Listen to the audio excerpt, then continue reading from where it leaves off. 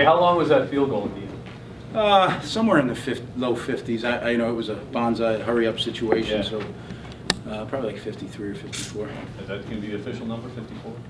I'll have to look at the tape and give you the official. All right. Hey, Darrelle Rivas, Yeah. scheduled day off or Yes. something else? Yeah, he went 4 in a row. Wasn't off. He was inside doing strengthening. Okay. You know, part of the rehab is weight training and those sort of things, balance things. So yeah, all to plan. So. A lot of red zones today, just your perspective of what you saw out there? It was good. Yeah, you can't get enough of that. Obviously, you get down in that area, it's a lot easier to win when you're scoring by 6s than 3s. So we can't work enough on it, and vice versa, right? Defensively, it's a lot easier to win when you're holding to 3s than allow 6s. So that got installed last night, and we go out and operate on it today, and now it'll be part of the daily routine. And the 2-minute drive, did you like what you saw? Were there some bright spots there?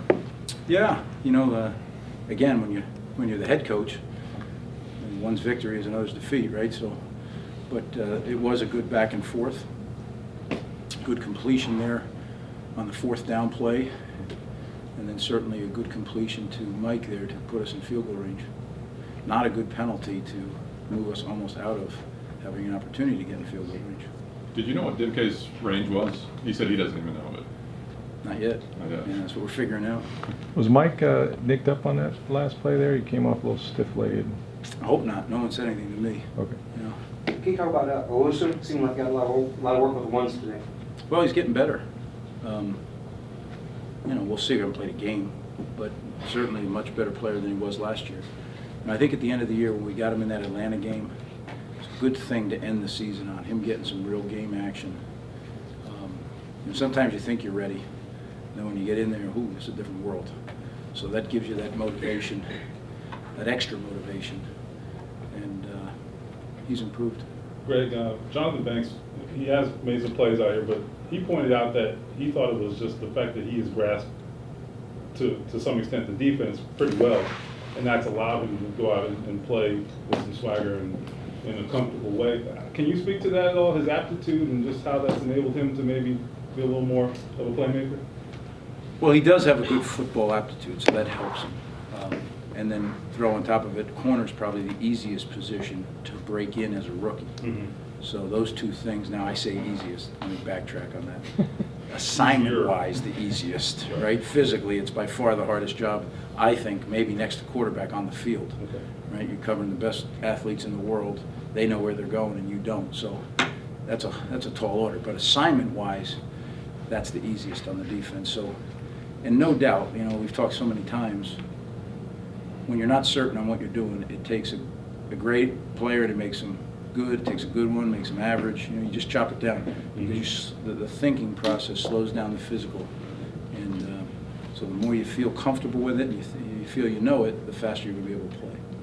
Greg, Rashawn Melvin, an undrafted free agent guy, you know, he's got some nice size, some pressability. Seems to be having a nice camp. What are you seeing out of him? I would agree. You know, he's still a rookie, and let's see him when he gets in a game against other colored jersey. But so far, all I can judge him on is what he's done here, and I think he's shown some good stuff. What's the plan for tomorrow? Obviously, the players have a day off. Right. Will they be here at all? Well, it's voluntary. You know, it's all voluntary. It is their day off per the CBA. So the facility's open. There's treatment. Treatment can be mandatory, but other than that, it's their choice.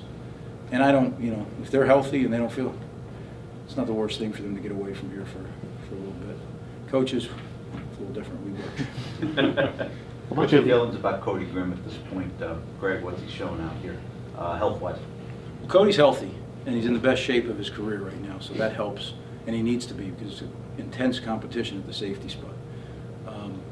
Cody's a very smart football player, whether it's on special teams or on defense. You know, I sit next to him a lot in the meetings, and you can hear him just saying the answers, you know, under his breath. I mean, he gets it, and that's what allows him to really be a competitive player. Because there's guys that are faster and bigger and all those things, but he really is a good football player. So it's going to be hard. Like I've said, we're going to have to cut some good players at multiple positions. You know, God willing, everybody stay healthy. Is Derek Landry moved up a little bit? Saw him out there a little bit more with the first team, or is that just part of the rotational things that you guys are doing? Well, part of a rotation, but I mean, we went out and got Derek Landry because we believed he could help us, you know, and Derek's a good player, an experienced player, a vet.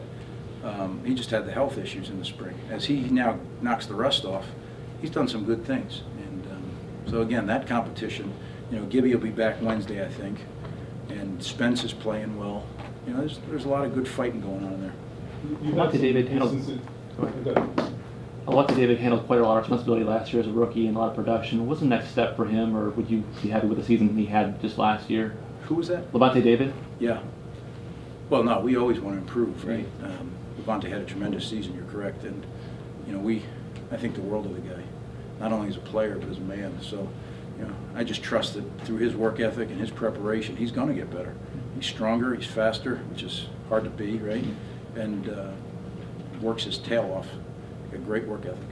You had some instances with 3 safeties on the field, but with Mark down in the box there. I mean, is that him basically having taken notes from Rondé last year? I mean, is he kind of playing a little bit of that role that you had Rondé play last year there? Yeah, we have a bunch of guys mixing it up in there, but yeah, Mark is doing that. You know, Mark did that a lot at Alabama. He was very, very effective. But Rondé, you know, he'd done it for 17 years, so. But I think it's a pretty good transition because you have a guy that's comfortable there, and he's already made some plays, you know. And the nice thing about Mark, he's got such good length, so when he is trying to cover guys in the under coverage, he can reach and tap those balls down where a shorter guy can't. And having some safety depth, I think you would agree with that, enables you to do that, because that's the other variable there. If you don't have that, you can't spare him maybe as much, right? Well, you're right, and you know, again, it comes down to the 53 and the 46. You know, those two numbers. You know, 46. How many DBs can you dress? Sure. You'd like to dress 12 or 13, but you can't. You know, so then it's always, is it 10? Is it 9? Is it 8? So guys got to be able to play multiple positions, and that's why we cross-train so many guys for game day. You talk about that Brian Leonard and both Peyton Hills both said that they're also getting some looks at fullback. Is that important that they're versatile enough, that position, that they can play either? You can almost say the exact same thing I said there. You know, how many backs can you really dress? They need to be able to play on special teams, and they need to be able to have some you know, multi-purpose use. Unless they're just, you know, a tremendous 1-2 punch runner, then you can kind of live with that. But other than that, they better be able to do a bunch of things. Is that hard to find a guy that's used to been playing tailback to ask him to play fullback? Is that a unique position? Well, physically they have to have the traits to do it, and then I guess emotionally would be the word. They have to be able to come to grips that I'm used to running it and now I'm blocking. And if you have the right person, it's not a problem. If you don't have the right person, it is a problem. I think those two guys are willing to do whatever it takes to help us win, so we're in good shape there. What's Casillas bring to that competition at strong side linebacker, Greg? He's a run and hit guy now. I mean, he plays fast, and so does Dakota. So you got two guys that are similar, very similar, and they're both very good special teams players. So I think we got two guys that are valuable. They're both going to, you know, have a hat on Sundays because they're going to play on special teams and can play linebacker. So two good guys to have on your football team. Couple more. I know you're being careful with Dixon and Joseph, but is there a time when we step back, when, especially when those guys are out there, like this could be a pretty special offensive line this season if everybody stays healthy? Sure, there was a time last year I said that, you know, and then bang bang. So, but yes, to answer your question, and I think other guys around him have gotten better. You know, I think Donald Penn's gotten better, and I think DeMar Dotson's gotten better, and Jeremy Zuta.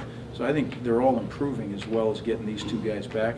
And then, you know, I've heard Bob say it often that Meredith, Larson, like those guys gain valuable reps in the absence of Donald or of Carl and Davin. So, you know, hopefully the offensive line as a whole got better through that. Although it hurt having to go through the pain, hopefully we're better for it now. Greg, Josh was off the mark quite a few times today. Is it a case of maybe just trying to get on the same page with the guys and go through the playbook all over again, or it could have been the heat? I didn't see him as that.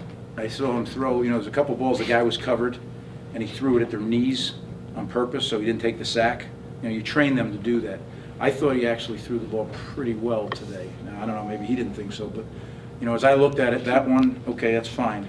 The fade, that's fine. You know, we didn't, you know, some of those would have been tremendous catches, like the one-hand grab on the sideline. those are great throws. Now the guy makes a great catch or he doesn't, but those are windows are like that. So I kind of felt like he threw it pretty well today myself, but I didn't see the tape. So again, I'm watching a lot of things. You probably had a better view than I did. Thanks, guys. Thank you.